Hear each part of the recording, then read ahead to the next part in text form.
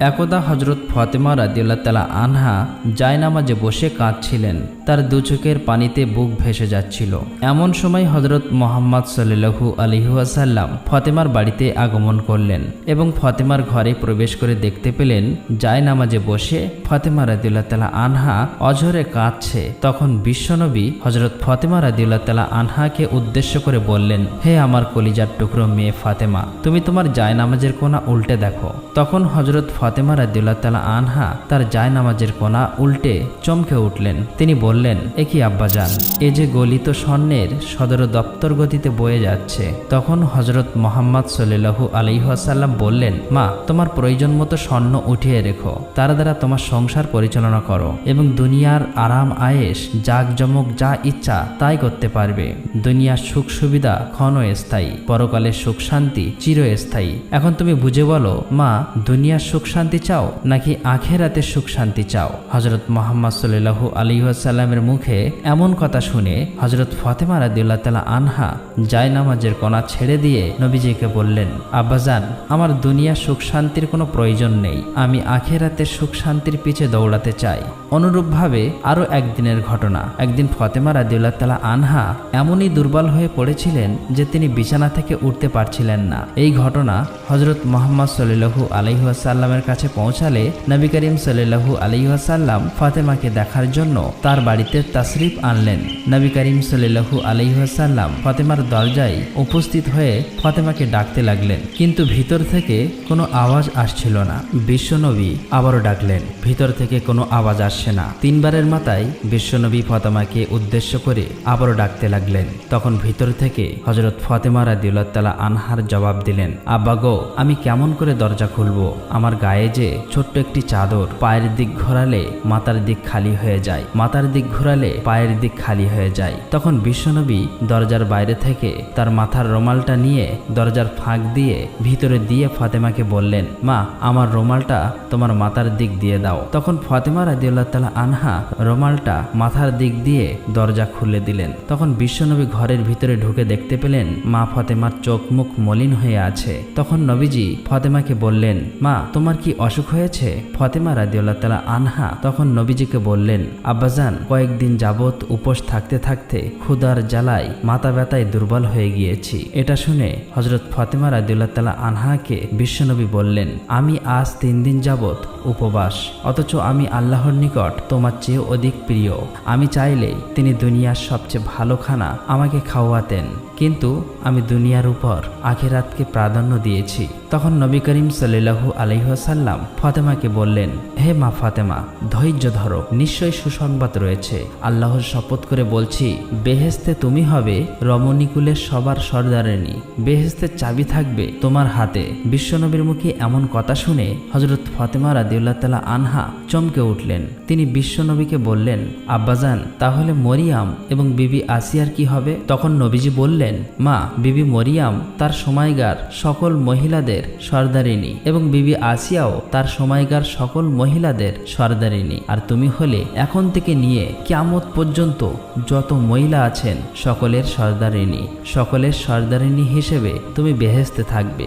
একদা হযরত ফাতেমা রাদিয়াল্লাহু তাআলা আনহা তার এক ইহুদি বান্ধবীর সাথে একটি বাগানে দাঁড়িয়ে কথা বলছিলেন। এমন সময় কয়েকজন লোক এসে সেই ইহুদি মেয়েটিকে বললেন, আপনার বাবা আপনাকে বাড়িতে যেতে বলেছে। তখন মেয়েটি সেই লোকগুলোর সাথে তার বাড়িতে চলে যায়। বাড়িতে যাবার পর সেই মেয়েটির বাবা মেয়েটিকে বললেন, মা, আমি তোমার জন্য একটি ছেলে নির্বাচন করেছি। ছেলেটি ইহুদি সম্প্রদায়ের এক শিল্পপতির ছেলে। তুমি কি এই বিয়েতে রাজি আছো? তখন মেয়েটি বলল, বাবা, এর উত্তরটি আমি কালকে দেব, আজকে রাতে আমাকে সময় দিন, আমি একটু ভেবে দেখি। মেয়েটির বাবা মেয়েটিকে সময় দিল। মেয়েটি তার বাবার কাছ থেকে সময় নিয়ে কোনো দিকে না তাকিয়ে এক দৌড়ে হযরত ফাতেমা রাদিয়াল্লাহু তাআলা আনহার কাছে চলে আসলেন। মেয়েটি হযরত ফাতেমা রাদিয়াল্লাহু তাআলা আনহার কাছে এসে বললেন, বোন, তোমার সাথে আমার দীর্ঘ 12 বছরের পরিচয়। এই দীর্ঘ সময় তুমি কখনোই আমাকে ভুল পরামর্শ দাওনি। আশা করছি আজকেও তুমি আমাকে কোনো ভুল পরামর্শ দেবে না। আমার জন্য আমার বাবা একজন ছেলে নির্বাচন নির্বাচন করেছেন। ছেলেটি হচ্ছে ইহুদি সম্প্রদায়ের এক বিশাল শিল্পপতির ছেলে। সেই ছেলেটির সঙ্গে আমার বাবা বিয়ে দিতে চাই, তুমি বলো এখন আমি কি করব? তখন হযরত ফাতেমা রাদিয়াল্লাহু তাআলা আনহা মেয়েটির এই কথাগুলো শুনে বলল, হে বোন, যেহেতু তোমার বাবা ছেলেটির সঙ্গে তোমার বিয়ে ঠিক করেছে এবং তোমার বাবা চাইছে এই ছেলেটির সঙ্গে তোমার বিয়ে দিতে, সেহেতু তুমি বিয়েতে রাজি হয়ে যাও। তখন মেয়েটি ফাতেমা রাদিয়াল্লাহু তাআলা আনহাকে বলল, হে বোন, আমি বিয়েতে রাজি হতে পারি, কিন্তু একটা শর্ত আছে। শর্তটা হলো তুমি যদি আমার বিয়েতে উপস্থিত থাকো তবেই আমি এই বিয়ে করব।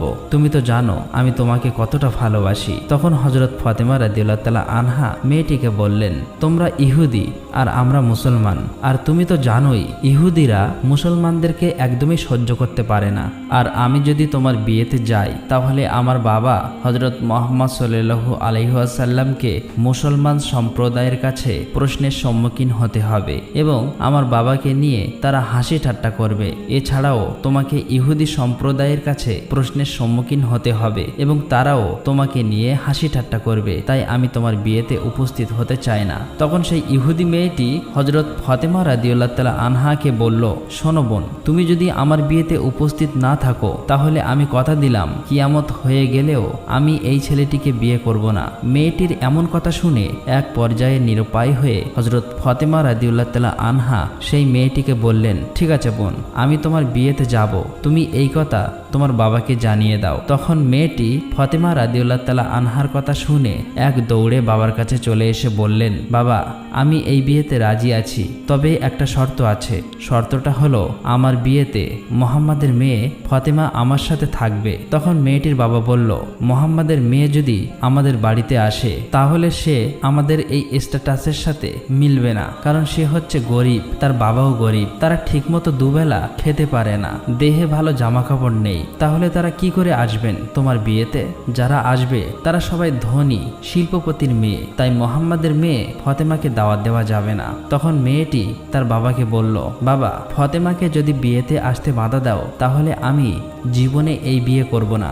এক পর্যায়ে বাবা নিরুপায় হয়ে রাজি হলো এবং মেয়েকে বলল, আমি তোমাকে অনুমতি দিতে পারি, তবে একটা শর্ত আছে। শর্তটা হলো যদি মুহাম্মাদের মেয়ে ফাতেমা আমাদের বাড়িতে আসতে চায় তাহলে তাকে সুন্দর জামা কাপড় পরে আসতে হবে। যদি পুরাতন জামা কাপড় পরে চলে আসে তাহলে আমার বাড়িতে ঢুকতে পারবে না। তখন সেই মেয়েটি বাবার কথা শুনে মেয়েটি আবার দৌড়ে হযরত ফাতেমা রাদিয়াল্লাহু তাআলা আনহার কাছে গিয়ে কেঁদে কেঁদে বলল, হে বোন, তুমি আমার বিয়েতে যাও, তা আমার বাবা চায় না, তবে আমার বাবা একটা শর্তে রাজি হয়েছেন। শর্তটি হলো আমার বিয়েতে তুমি যদি যাও তাহলে অবশ্যই সুন্দর জামা কাপড় পরে তোমাকে আসতে হবে। এখন তুমি বলো তুমি আমার বিয়েতে যাবে কিনা? এই কথা শুনে হযরত ফাতেমা রাদিয়াল্লাহু তাআলা আনহা কেঁদে কেঁদে বললেন, বোন, আমার জীবনে এমনও দিন কেটে গেছে আমি আমার জীবনে নতুন জামা কাপড় চোখেই দেখিনি। দিনের পর দিন চলে যায়, যার ঘরে চুলায় আগুন ধরে না, দিনের পর দিন চলে যায় আমরা না খেয়ে থাকি, সেখানে নতুন জামা কি করে পাবো? তখন মেয়েটি হযরত ফাতেমা রাদিয়াল্লাহু তাআলা আনহাকে বলল, বোন, তুমি যদি তোমার নিজের জবান দিয়ে একবার বলো যে আমি নতুন জামা কাপড় পরে তোমার বিয়েতে যাব, তাহলে আমার বিশ্বাস তোমার সৃষ্টিকর্তা মহান আল্লাহ রাব্বুল আলামিন তোমার জামা কাপড়ের ব্যবস্থা করে দেবেন, কারণ আমি জানি তোমার সাথে তোমার রবের অনেক ভালো সম্পর্ক। ফাতেমা রাদিয়াল্লাহু তাআলা আনহা এক সময় আবেগী হয়ে বললেন, ইনশাআল্লাহ আমি তোমার বিয়েতে যাব এবং পৃথিবীর সবচেয়ে দামি কাপড় পরিধান করেই যাব ইনশাআল্লাহ। তখন সেই মেয়েটি দৌড়ে তার বাবার কাছে গিয়ে তার বাবাকে বলল, বাবা, ফাতেমা আমার বিয়েতে আসবেন এবং সবার চেয়ে দামি কাপড় পরেই আসবেন। তারপর বিয়ের দিন তারিখ ঠিক হলো। এদিকে ফাতেমা রাদিয়াল্লাহু তাআলা আনহা চিন্তা করতে লাগলেন, বিয়ের দিন কাছে চলে আসছে আর আমি ওয়াদা করেছি বিয়ের দিন সেই বিয়ে বাড়িতে নতুন জামা কাপড় পরিধান করে যাব, কিন্তু আমার নতুন জামা কাপড় নেই। এই সব কথা চিন্তা করতে করতে হযরত ফাতেমা রাদিয়াল্লাহু তাআলা আনহা যায় নামাজ বিছিয়ে নামাজে বসে গেলেন। নামাজের সিজদায় গিয়ে তিনি চোখের পানি ছেড়ে দিয়ে বললেন, হে মাবুদ, এই দুনিয়াতে আপনার সঙ্গে আমার গভীর সম্পর্ক হয়েছে, তা আজ পর্যন্ত কেউ জানে না। মাসের পর মাস চলে গিয়েছে, না খেয়ে আমি থেকেছি, কোনোদিনও আপনার কাছ থেকে কোনো কিছুই চাইনি। আজকে আমি আপনার কাছে একটা নতুন জামা কাপড়ের আবদার করলাম। এই আবদার আমার জৈবিক বা দৈহিক চাহিদার পূরণের জন্য নয়, আমাকে এমন একটি জামা প্রদান করুন, যেটা পরে আমি আমার বান্ধবীর বিয়েতে যেতে পারবো এবং সব সেখানকার মেয়েরা যেন সেই জামা দেখে আমার দিকেই তাকিয়ে থাকে। আপনি কি আমাকে একটা নতুন জামা দান করবেন? এভাবেই হযরত ফাতেমা রাদিয়াল্লাহু তাআলা আনহা চোখের পানি ছেড়ে দিয়ে কাঁদছিলেন। নামাজ শেষে তিনি যখন ঘরের কোণে তাকালেন তখন ঘরের কোণে 2টি প্যাকেট দেখতে পেলেন। তখন হযরত ফাতেমা রাদিয়াল্লাহু তাআলা আনহা প্যাকেট নিয়ে কাঁদতে কাঁদতে নবী করিম সাল্লাল্লাহু আলাইহি ওয়াসাল্লামের কাছে আসলেন এবং তার কাছে সমস্ত ঘটনা খুলে বললেন। অতঃপর বিশ্বনবী প্যাকেটটা হাতে নিয়ে খুলতেই জান্নাতের সুঘ্রাণ পেলেন। তিনি এই সুঘ্রাণ মিরাজের রাতে পেয়েছিলেন। তখন বিশ্বনবী হযরত মুহাম্মদ সাল্লাল্লাহু আলাইহি ওয়াসাল্লাম হযরত ফাতেমা রাদিয়াল্লাহু তাআলা আনহাকে জড়িয়ে ধরে কপালে চুমু দিয়ে বললেন, এই কাপড় তুমি কোথায় পেয়েছো মা? এটা তো দুনিয়ার কাপড় না, এটা জান্নাতের কাপড়। তুমি গোপনে আল্লাহর সাথে সম্পর্ক করেছো। মহান আল্লাহ রাব্বুল আলামিন তোমার উপর সন্তুষ্ট হয়েছেন এবং তোমার দোয়া কবুল করেছেন। মহান আল্লাহ তাআলার নিকট একটি কাপড়ের আবদার করার কারণে মহান আল্লাহ তাআলা তোমার জন্য জান্নাতুল ফেরদাউস থেকে তোমার জামার ব্যবস্থা করে দিয়েছেন। তারপর বিশ্বনবী হযরত মুহাম্মদ সাল্লাল্লাহু আলাইহি ওয়াসাল্লাম বললেন, তুমি এই জামা পরে তোমার ইহুদি বান্ধবীর বিয়েতে যেতে পারো, তবে অবশ্যই পর্দার সাথে যেতে হবে। জবাবে হযরত ফাতেমা রাদিয়াল্লাহু তাআলা আনহা বললেন, আব্বাজান, আমি নিশ্চয়ই পর্দার সহিত আমার বান্ধবীর বিয়েতে যাব। যখন হযরত ফাতেমা রাদিয়াল্লাহু তাআলা আনহা জান্নাতি পোশাক পরলেন তখন তার সৌন্দর্য আরো বেড়ে গেল। সেই জামা পরে ফাতেমা রাদিয়াল্লাহু তাআলা আনহা যখন বিয়ে বাড়িতে প্রবেশ করলেন তখন যেন সবকিছুই আলোকিত হয়ে গেল। মহিলারা নববধূর দিক থেকে মুখ ফিরিয়ে হযরত ফাতেমা রাদিয়াল্লাহু তাআলা আনহার দিকে তাকিয়ে রইল। সবাই বলতে লাগলো যে, ফাতেমা, তুমি তো গরিব, তাহলে তুমি এমন দামি সুন্দর পোশাক তুমি কোথায় পেলে? আমরা তো এমন জামা জীবনেও চোখে দেখিনি। হযরত ফাতেমা রাদিয়াল্লাহু তাআলা আনহা বললেন, আমি এটা বাজার থেকে কিনে এনেছি। তখন মহিলারা বলল, এটা কোন বাজারের, কোন দোকান থেকে কিনেছো? ফাতেমা রাদিয়াল্লাহু তাআলা আনহা বললেন, তোমরা সেই বাজার চিনবে না, সেই দোকানও চিনবে না, এমনকি যে রাস্তা দিয়ে আমি সেই বাজারে গিয়েছি সেই রাস্তাও তোমরা চিনবে না। তখন সেই মহিলারা বলল, আমরা চিনব, তুমি শুধু একবার ঠিকানাটা বলো। তোমার ঠিকানা বলতে দেরি, কিন্তু আমাদের সেই বাজারে চিনতে দেরি হবে না। তখন ফাতেমা রাদিয়াল্লাহু তাআলা আনহা তাদেরকে বলল, আমি যে বাজারের দোকান থেকে এই জামাটা কিনেছি সেই দোকানে কোনো সাধারণ রাস্তা দিয়ে যাওয়া যায় না। ওই দোকানে যেতে হলে একটা বিশেষ রাস্তা দিয়ে যেতে হয়, আর সেই রাস্তার নাম সিরাতাল মুস্তাকিম। সেই রাস্তার জন্য আমার বাবা হযরত মুহাম্মদ সাল্লাল্লাহু আলাইহি ওয়াসাল্লাম সবসময় দিনের দাওয়াত দিয়ে থাকেন। যে রাস্তার জন্য আমার বাবা তায়েফের জমিনে 3 বার রক্তাক্ত হয়েছেন, সেই রাস্তার নাম হলো সিরাতাল মুস্তাকিম। সেই রাস্তা দিয়ে যদি তোমরাও যাও তাহলে যেতে যেতে একটা বাজার পাবে, সেই বাজারের নাম হলো জান্নাত। আর সেই বাজারের এক দোকান আছে, সেই দোকানের নাম হলো জান্নাতুল ফেরদাউস। সেই দোকানের মালিকই আমাকে এই জামাটা দিয়েছে। মহিলারা এই জামাটা পাওয়ার জন্য এতটাই ব্যাকুল হয়ে উঠল যে তাদের মধ্যে একজন বলল, ফাতেমা, আমরা যেতে চাই সেই দোকানের মালিকের কাছে, তুমি আমাদেরকে সেখানে নিয়ে চলো। জবাবে ফাতেমা রাদিয়াল্লাহু তাআলা আনহা বলল, সেই দোকানের মালিকের কাছে যেতে হলে তোমাদেরকে একটি বাক্য পাঠ করতে হবে। তোমরা কি পারবে সেই বাক্যটি পাঠ করতে? মহিলারা সবাই একসাথে বলে উঠল, হ্যাঁ, আমরা পারবো, তুমি বলো আমাদেরকে কি সেই বাক্য। তখন হযরত ফাতেমা রাদিয়াল্লাহু তাআলা আনহা তাদেরকে বলল, সেই বাক্যটি হলো লা ইলাহা ইল্লাল্লাহু মুহাম্মাদুর রাসূলুল্লাহ সাল্লাল্লাহু আলাইহি ওয়াসাল্লাম। অতঃপর এখানকার সমস্ত মহিলারা কলেমা পড়ে মুসলমান হয়ে গেল। সুবহানাল্লাহ, সুবহানাল্লাহ। একদা উম্মে আইমান নামক একজন জৈনক মহিলা কোনো এক কাজের জন্য হযরত ফাতেমা রাদিয়াল্লাহু তাআলা আনহার বাড়িতে আসেন। উম্মে আইমান হযরত ফাতেমা রাদিয়াল্লাহু তাআলা আনহার দরজার কাছে এসে ফাতেমা রাদিয়াল্লাহু তাআলা আনহাকে ডাকতে থাকেন। উম্মে আইমান বেশ কয়েকবার ডাকার পরও ভিতর থেকে কোনো সাড়া শব্দ আসছিল না, কিন্তু ফাতেমা রাদিয়াল্লাহু তাআলা আনহার ঘরের মধ্যে জাতা ঘোরানোর শব্দ ভেসে আসছিল। তখন উম্মে আইমান হযরত ফাতেমা রাদিয়াল্লাহু তাআলা আনহার ঘরের জানলা দিয়ে ভিতরে তাকাতেই দেখলেন ফাতেমা রাদিয়াল্লাহু তাআলা আনহা ঘুমোচ্ছেন, কিন্তু তার ঘরের ভিতরে রুটির জাতাটা নিজে নিজেই ঘুরছিল এবং একজন মহিলা কোনায় বসে তাসবিহ পাঠ করছিল। আরেকজন মহিলা হযরত হুসাইন রাদিয়াল্লাহু তাআলা আনহুকে দোলনার মধ্যে ঘুম পাড়াচ্ছিল। উম্মে আইমান এই দৃশ্য দেখার পর হতবাক হয়ে গেলেন। তারপর হযরত ফাতেমা রাদিয়াল্লাহু তাআলা আনহার বাড়ি থেকে বের হয়ে সোজা নবী করিম সাল্লাল্লাহু আলাইহি ওয়াসাল্লামের দরবারে এসে উপস্থিত হলেন। উম্মে আইমান বিশ্বনবীর কাছে সমস্ত ঘটনা খুলে বললেন। তারপর বিশ্বনবী উম্মে আইমানকে বললেন, উম্মে আইমান, আমার মেয়ে ফাতেমা জাতা ঘোরাতে ঘোরাতে ক্লান্ত শরীর নিয়ে ঘুমিয়ে পড়েছিল, অথচ তখনও তার তাসবিহ পাঠ করা বাকি ছিল এবং প্রচণ্ড গরমের কারণে হুসাইন রাদিয়াল্লাহু তাআলা আনহুর ঘুম ভেঙে গিয়েছিল। তাই আল্লাহ রাব্বুল আলামিন ফাতেমা রাদিয়াল্লাহু তাআলা আনহার ঘরের মধ্যে তিনজন ফেরেশতা তিনটি কাজ সমাধান করার জন্য পাঠিয়েছেন। একজন ফেরেশতা অদৃশ্যভাবে জব পেশার জাতাটা ঘোরাচ্ছিল, আরেকজন ফেরেশতা ফাতেমার বাকি থাকা তসবিহগুলো পাঠ করছিল, আরেকজন ফেরেশতা হযরত হুসাইন রাদিয়াল্লাহু তাআলা আনহুকে দোলনার মধ্যে ঘুম পাড়াচ্ছিল। উম্মে আইমান, তুমি যা দেখেছো সব সত্য দেখেছো, কিন্তু তুমি যে তিনজন মহিলাকে দেখে এসেছো তারা কোনো মহিলা নয়, তারা আল্লাহ রাব্বুল আলামিনের পক্ষ থেকে পাঠানো ফেরেশতা। তখন নবী করিম সাল্লাল্লাহু আলাইহি ওয়াসাল্লামের মুখে এইসব কথা শুনে উপস্থিত সাহাবীরা এবং উম্মে আইমান হতভম্ব হয়ে যায়। তারা ফাতেমা রাদিয়াল্লাহু তাআলা আনহার জন্য দোয়া করতে থাকে এবং উম্মে আইমান আল্লাহু আকবার বলে নবী করিম সাল্লাল্লাহু আলাইহি ওয়াসাল্লামের দরবার থেকে বের হয়ে আসেন। একদা 3 দিন যাবৎ বিশ্বনবীর কোনো খোঁজ পাওয়া যাচ্ছিল না। হযরত ওমর রাদিয়াল্লাহু তাআলা আনহু এবং হযরত আবু বকর রাদিয়াল্লাহু তাআলা আনহু পাগল হয়ে নবীজিকে খুঁজতে বের হয়ে গেলেন। ওমর রাদিয়াল্লাহু তাআলা আনহুর হাতে ছিল একটি তলোয়ার। ওমর রাদিয়াল্লাহু তাআলা আনহু এবং আবু বকর রাদিয়াল্লাহু তাআলা আনহু কিছু ইহুদিদেরকে সামনে পেয়ে গর্জে উঠলেন। ওমর তলোয়ার তাক করে বললেন, হে ইহুদির বাচ্চারা, আমার নবী কোথায়? তোরা বল আমার নবীকে কোথায় দেখেছিস, না হলে আমি ওমর আজকে তোদের সবাইকে কাতল করে ফেলবো। তখন ইহুদিরা বলতে লাগলো, হে ওমর, বিশ্বাস করো আমরা তোমাদের নবীকে দেখিনি। তখন হযরত আবু বকর রাদিয়াল্লাহু তাআলা আনহু ওমরকে বললেন, ওমর চলো আমরা সামনের দিকে যাই, সেখানে হয়তো কিছু রাখালকে পাবো, তাদের কাছে জিজ্ঞেস করলে হয়তোবা বিশ্বনবীর খোঁজ পাওয়া যেতে পারে। অতঃপর হযরত আবু বকর রাদিয়াল্লাহু তাআলা আনহু এবং ওমর রাদিয়াল্লাহু তাআলা আনহু সামনের দিকে হাঁটতে থাকলেন। কিছু দূর হাঁটার পর তারা একটি পাহাড়ের কাছে কিছু রাখালদেরকে দেখতে পেলেন। আবু বকর রাদিয়াল্লাহু তাআলা আনহু রাখালকে জিজ্ঞেস করলেন, হে রাখালেরা, তোমরা কি এদিক দিয়ে আমাদের দ্বীনের নবীকে যাইতে দেখেছো? তখন রাখালদের মধ্যে একজন জবাব দিলেন, আমরা আজকে 3 দিন যাবৎ একজন লোককে এই পাহাড়ের গুহার মধ্যে সিজদায় পড়ে কান্নারত অবস্থায় দেখেছি।